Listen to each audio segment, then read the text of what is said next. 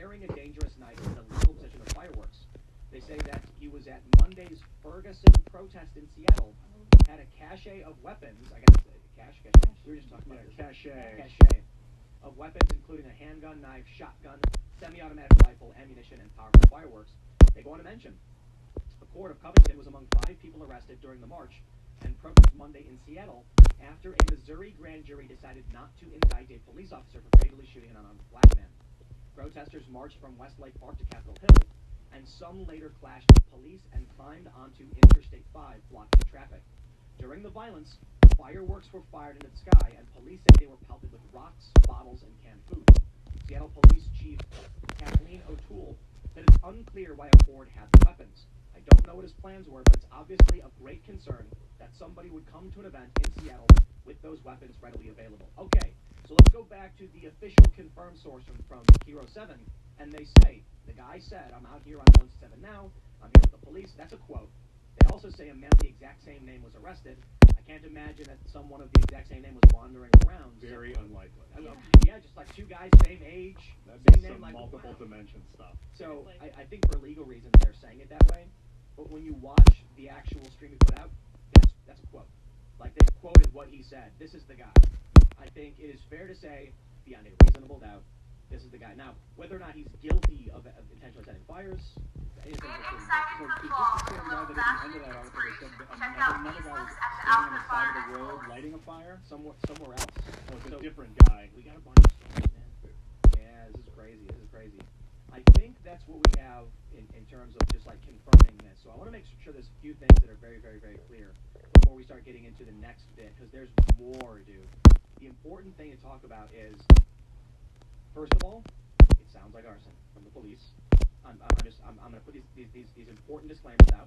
We don't know for sure. They did not literally confirm the guy's name, and it may not be that this guy is like a dedicated Antifa dude, right? This is another important factor is, just because he got arrested in 2014 doesn't mean he's like going out to all these protests. We don't know. Maybe he was. Could just be a reckless guy. Right. He could be just a firebug. He's a dude who likes to cause trouble, so he brought fireworks and guns to a protest for fun. I looked at this guy's information. I did not see anything that would suggest he's a dedicated diehard leftist or anything like that. However, I have to err on the side of he's been to these protests. He's brought weapons to these protests. There's other videos. There's more videos that people have pulled from his Facebook where he's at protests and he's yelling. Recently, actually, there was he's at the George Floyd protest and he's yelling about 6 feet apart and he's laughing about it. Oh, right. Yeah. That was very strange. Well, actually, I gotta stop there. They're alleging that's the case. I want to be very careful with here. They don't know it's him. So some people have posted videos saying, "Here he is." We pulled this from his Facebook, and it's him laughing and filming himself. It looks like him, but I want to be very careful because I think this is already making the rounds. This story. Some people are saying it's legit, it's confirmed. It's not. So it seems like this guy does support Black Lives Matter. He's protested with them before, and I have to assume he's probably done it more than once because we've seen potential evidence is more than one. So there you go. All right. This is what I want to make sure is clear.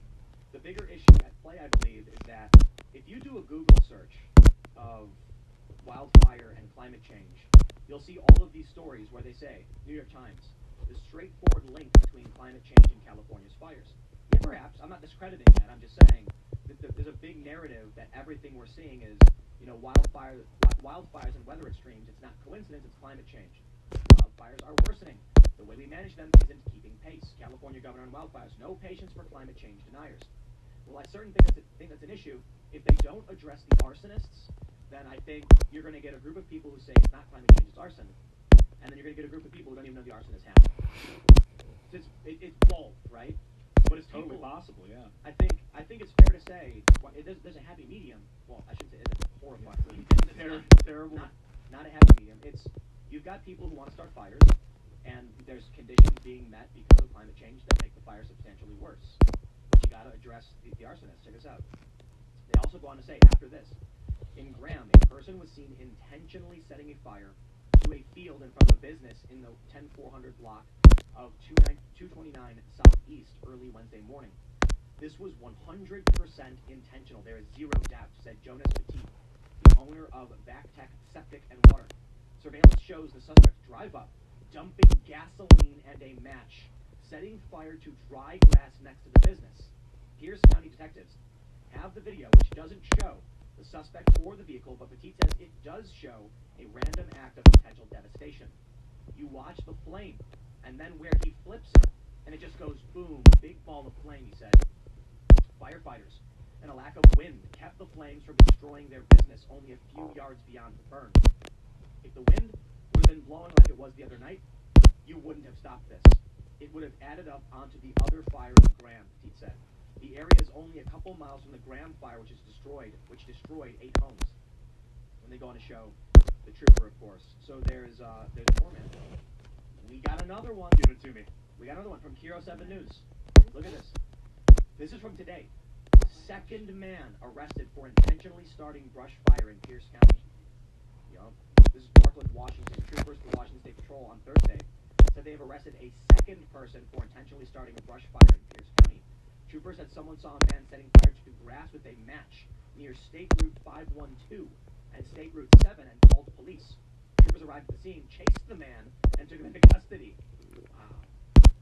Thursday's arrest comes one day after a 36-year-old Puyallup man was arrested for allegedly starting a large brush fire which temporarily shut down 167. That's the story we were just talking about. Fire danger remains very high across Washington due to low humidity and high temperatures. More than 480,000 acres in Washington have burned since Monday. So here's another tweet from Trooper Ryan Burt. We got another one. Great job, Trooper Moorfield.